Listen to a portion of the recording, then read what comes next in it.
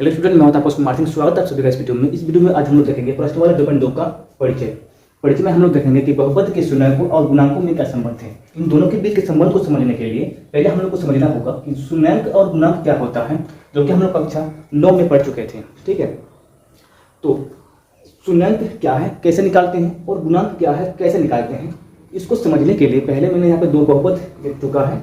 तो दोनों बहुपद का पहले हम लोग शून्यंक निकालेंगे, फिर गुणांक निकालेंगे। दोनों को निकालने का फिर हम लोग दोनों के बीच के संबंध को समझेंगे। ठीक है, उसके बाद फिर हम लोग प्रश्नवाली में जाएंगे।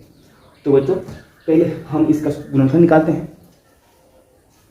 तो यहाँ पे इसका गुणनफल निकालने के लिए 7 को हम लोग इस तरह से तोड़ेंगे ताकि जोड़ने या गुणा करने पर जोड़ने या घटाने पर, ठीक है, जोड़ने या घटाने पर क्या हो जाए 7 हो, और गुणा करने पर हमें 12 1 12 यानी कि 1 गुना 12 मिले बराबर 12। ठीक है, क्योंकि यहाँ पर 1 है तो 1 से गुना करके 12 हो। ठीक है, तो देखते हैं अब 7 को तोड़कर कि 7 को तोड़ने से अगर हम लोग 3 + 4 करते हैं तो 7 होता है, 5 + 2 करेंगे तो भी 7 होता है।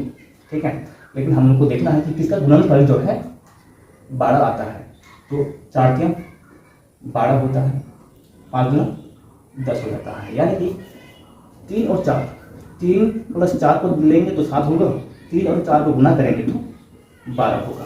ठीक है, तो हमने यहाँ पे इसको तोड़ दिया। अब इसमें बिठाते हैं बराबर x² plus 3x + 4x plus 12x। ठीक है, अब यहाँ पे हम क्या करेंगे, 2 का गुणा करेंगे।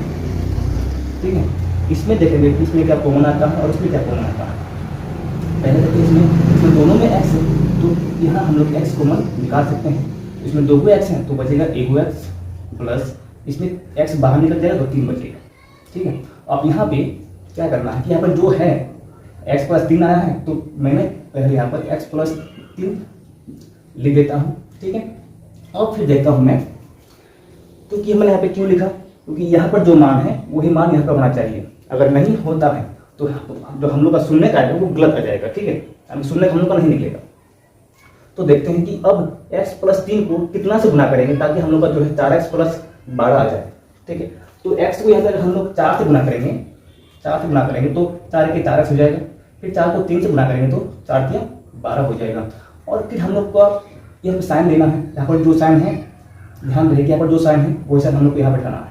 ठीक है, अब देखें प्लस में है तो प्लस प्लस प्लस होता है, प्लस प्लस प्लस होता है। 4x 4 को x से गुना करें तो 4x हो जाएगा, 4 को 3 से गुना करें तो 4 के 12। यानी कि हम लोग यहाँ पे 2, पहले तो हम लोग का 2 गुणनफल आ गया x + 4 और x + 3। अब फिर हम लोग को क्या करेंगे, इसको x + 4 को 0 के बराबर दिखाएंगे, फिर x + 3 को 0 के बराबर दिखाएंगे। ठीक है, तब हम लोग आ जाएगा दोनों का शून्यक, 2 शून्यक x बराबर -4 x बराबर -3, यानी कि 2 शून्यक हो गया हम लोग यहाँ पे -4 और -3, यानी 2 शून्यक हो गया -3 और -4। अब इसका तो हो गया, अब इसका देखते हैं। ठीक है, अब इसमें क्या करेंगे, 3 को हम लोग को ऐसे तोड़ना है, 3 को ऐसे तोड़ना है ताकि गुणा करने पर तो हम लोग का 2 दूना 4 होगा, माइनस में 4 होगा। अगर गुणा करते हैं 2 दूना -4, माइनस में 4 आना चाहिए, और जोड़ने या घटाने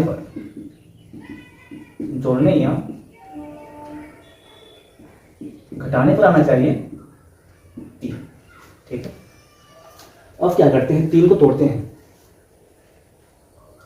2 1 2 और 1 3 होता है, और दूसरा 4 -1 3 होता है।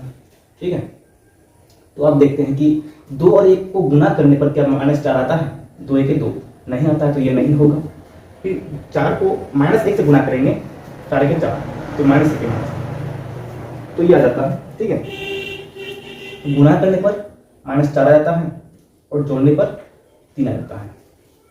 तो अब यहाँ तोड़ते हैं इसको, 2x² प्लस यहाँ ले लेते हैं हम लोग प्लस है तो -4x माइनस नहीं प्लस एक्स, और यहाँ पे हो जाएगा माइनस 2, ठीक है। देखो इसमें 3x है, इसमें प्लस लेते हैं और इसमें माइनस लेते हैं, ठीक है। 4x में एक x चला जाएगा तो बचेगा 3x, और 4 और 1 को गुना करने पर हो जाएगा हम लोग का 4, दोनों को गुना करेंगे तो -4। तो अब हम लोग इसमें कॉमन लेते हैं, इसमें फिर 2 जोड़ा बन गया, एक जोड़ा, ठीक है। अब यहाँ पे हम लोग कॉमन निकालेंगे तो कॉमन निकलेगा 2x, बचेगा इसमें x, और फिर इसमें 4 में से 2 निकाल लिए हैं तो 2 बचेगा, फिर x यहाँ पर जमा हो गए हैं, आप निकाल चुके हैं। और फिर इसमें x + 2, इसमें जो है वही इसमें लिख लेना है, ठीक है। और देखते हैं कि इसमें जो ना ये x माइनस में है, माइनस में 2 है, यानी कि इसमें तो दोनों सेम है, तो इसमें तो हम लोग 1 से इसको गुना करेंगे तो x x होगा, और 1 2 से गुना करेंगे तो 2 होगा। तो इसमें साइन जो है ना वही साइन लेना है, ठीक है। ये मान जो रहेगा वही मान यहाँ होना चाहिए, और दूसरा कंडीशन ये है कि इसमें जो साइन है वही साइन यहाँ रहना चाहिए, तब जाके हम लोग का जो है ना शून्य सही आएगा। तो अब एक हो गया 2x - 1 गुणनखंड, दूसरा गुणनखंड हो जाएगा x + 2। अब हम लोग को निकालना है शून्य, तो x - 1 को 0 के बराबर दिखाएंगे, फिर x + 2 को 0 के बराबर दिखाएंगे। तो इसमें हम लोग का आएगा 2x = -1, x = -1/2, और इसमें आ जाएगा x = -2। इसमें माइनस में ऑलरेडी था, इसमें प्लस हो जाएगा। अब शून्य हो गया हम लोग का 2 को 1/2 और -2, ठीक है। इस बहुपद का ये शून्य हो गया, और इस बहुपद का ये शून्य हो गया, ठीक है। अब मैं बाकी सब चीज़ों को मिटा देता हूँ, जो मैंने यहाँ पर शून्य लिखा है पहले मैं उसको एक जगह लिख लेता हूँ, इस बहुपद का भी जो शून्य लिखा है मैं उसको एक जगह लिख लूँगा। उसके बाद हम लोग जो है गुणांक देखेंगे, गुणांक देखने के बाद दोनों के बीच के संबंध को पढ़ेंगे। बच्चे मैंने यहाँ पे बहुपद और उनके जो शून्य हम अभी निकाले उसको लिख चुके हैं यहाँ पर। अब हम लोग देखते हैं द्विघात बहुपद का जो मूल रूप होता है, ठीक है। द्विघात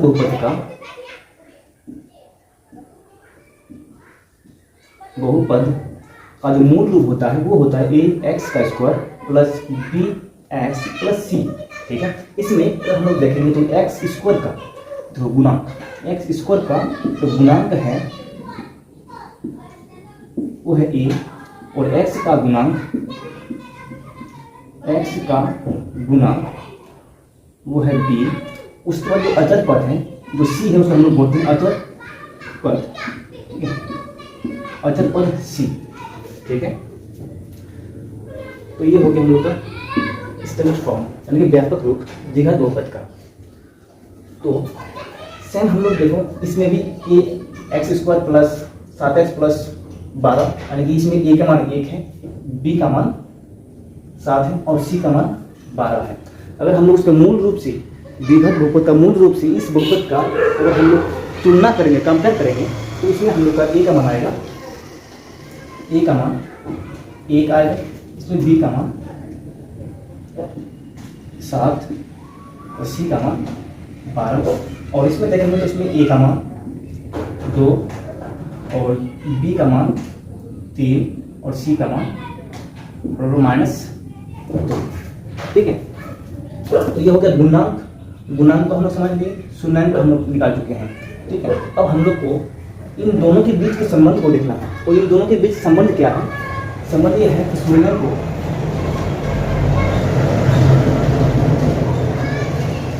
को का योग तो बराबर होता है, दोनों शून्य का योग बराबर होगा -b/1, ठीक है। और शून्य को का गुणनफल